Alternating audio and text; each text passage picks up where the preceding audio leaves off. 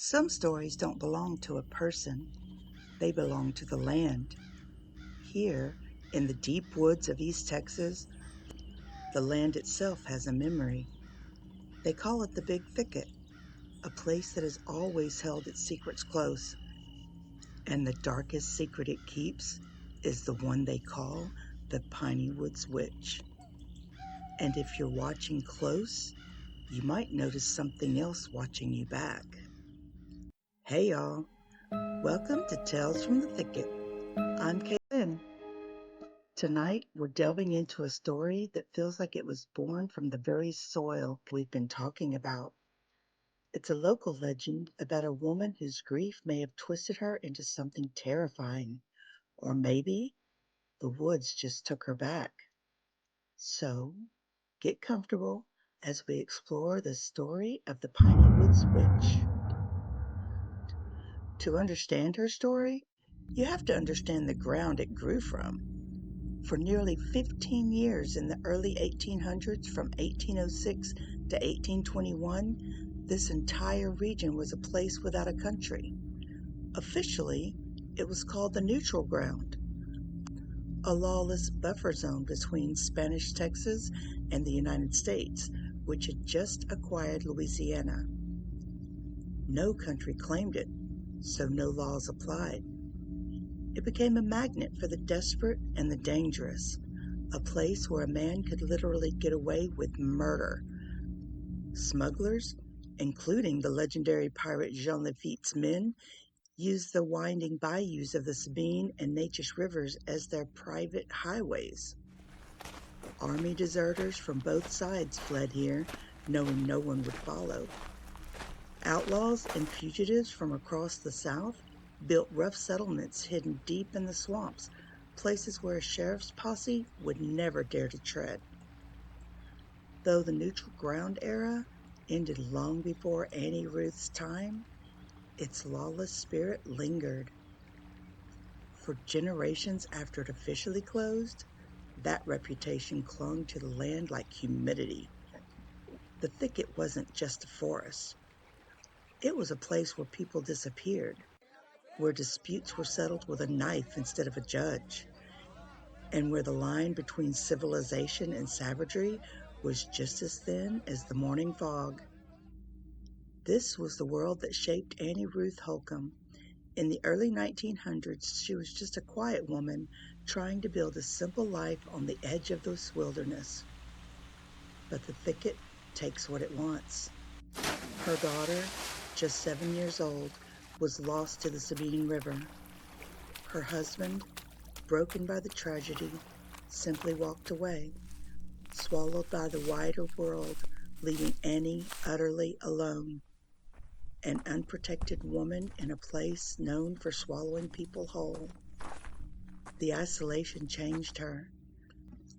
Her neighbors, their own lives hard enough, kept their distance. They watched as she wandered the woods barefoot, her hair wild, whispering to things no one else could see. They heard a strange, rhythmic humming carried on the wind from her property at night. Not a song, but a sound, primal and grieving. The whispers started talking, and the Big Thicket whispers have power. The strange symbols she carved into the trees weren't just seen as madness. This region has always been a cultural crossroads, a melting pot of potent beliefs. Superstitions from the Anglo settlers mixed with the ancient herbal knowledge of the Atakapa and Caddo tribes. But the strongest influence came from the African American traditions of hoodoo or conjure. It was a practical magic, born in the South, used to heal, to protect, or to curse. People would create bottle trees in their yards, hanging colorful glass bottles from the branches of a dead cedar to trap evil spirits that might wander by the night. They knew which roots to chew to ward off bad luck and which herbs to burn to clear a house of lingering presence. So when the folks heard that Annie was whispering to the trees, they didn't just think she was lonely. They feared she was communing.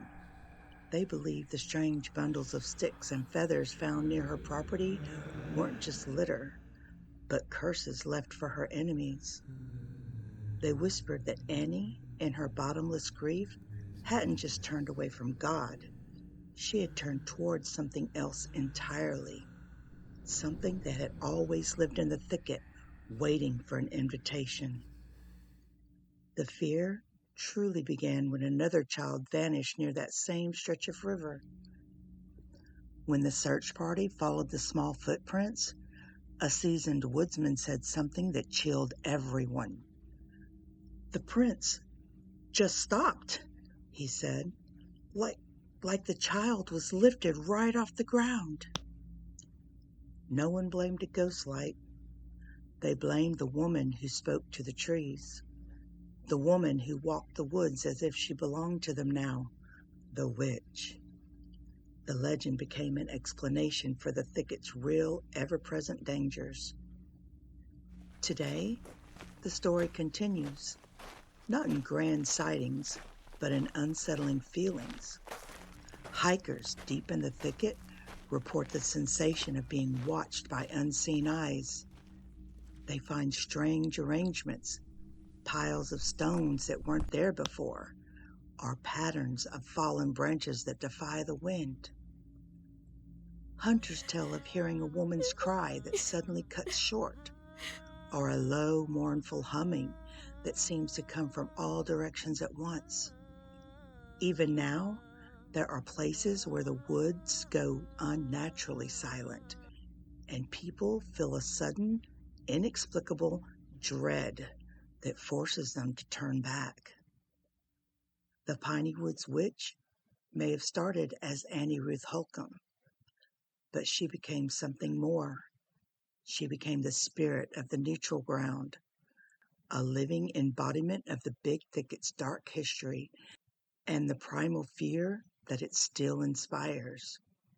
She is the reason you watch your step, the reason you listen a little closer to the sounds of the night. She is the story that the land tells about itself after the sun goes down. Thank you for wandering into the thicket with me.